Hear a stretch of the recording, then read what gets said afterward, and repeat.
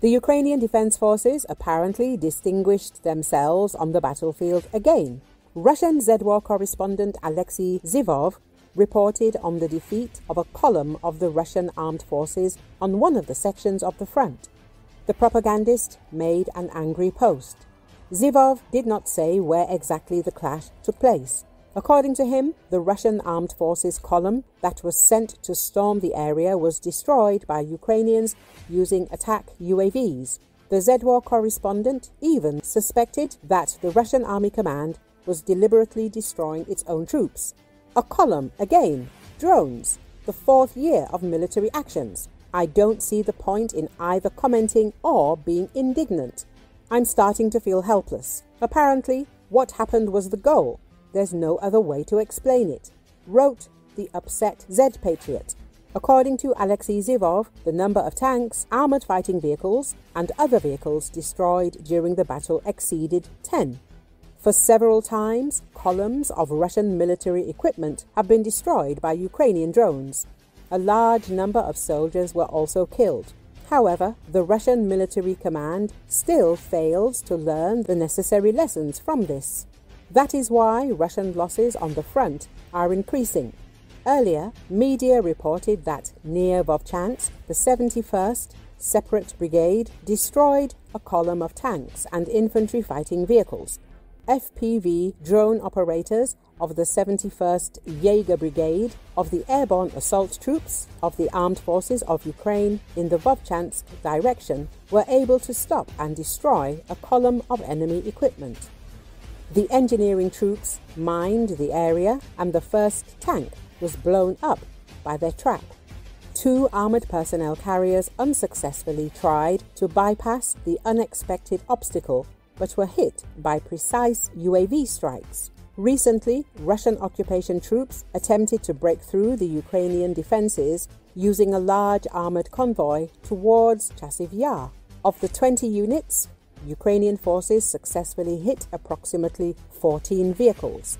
According to the 24th Mechanized Brigade, more than 20 pieces of equipment, including airborne infantry fighting vehicles, were recorded.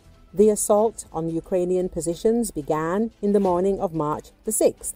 The convoy was tracked by reconnaissance drones from the start of its movement and then targeted by artillery and attack drones.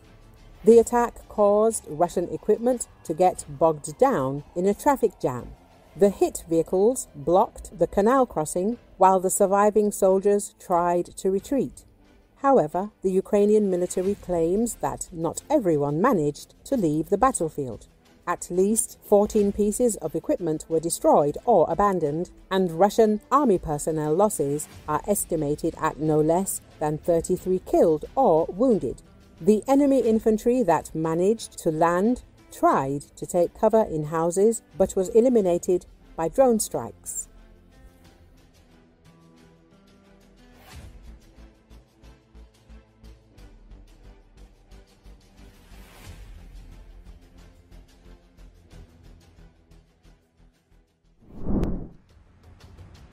By isolating Ukraine from vital intelligence, the US is also isolating itself, especially in space.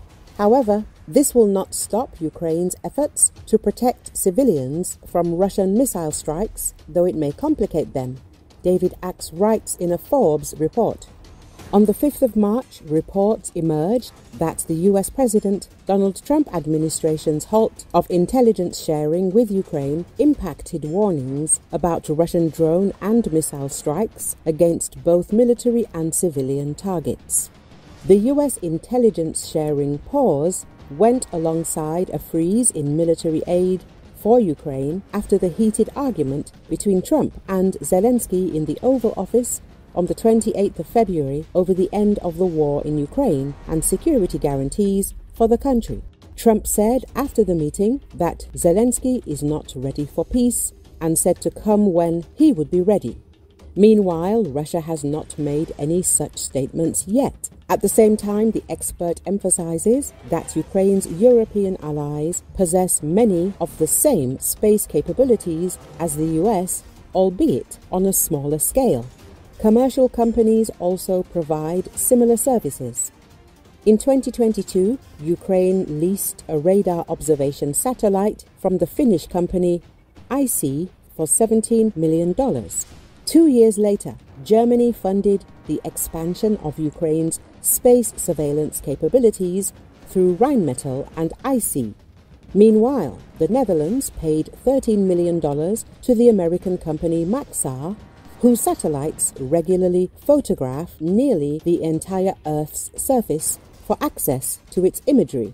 The Netherlands shares intelligence with Ukraine under a 2024 memorandum. Ukraine also receives space-based data from Europe's major space powers, the UK, Italy and France. Poland, for its part, finances Starlink services and has reaffirmed its commitment to continue funding them despite reports of possible restrictions on Ukraine's access.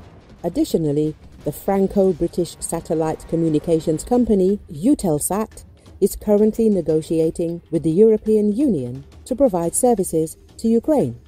Regarding the US self-isolation in the event of restricting intelligence data for Ukraine, the expert notes that American military and intelligence agencies do not always generate all intelligence themselves. They also benefit from data sharing, particularly through the Five Eyes alliance, which includes Australia, Canada, New Zealand and the US.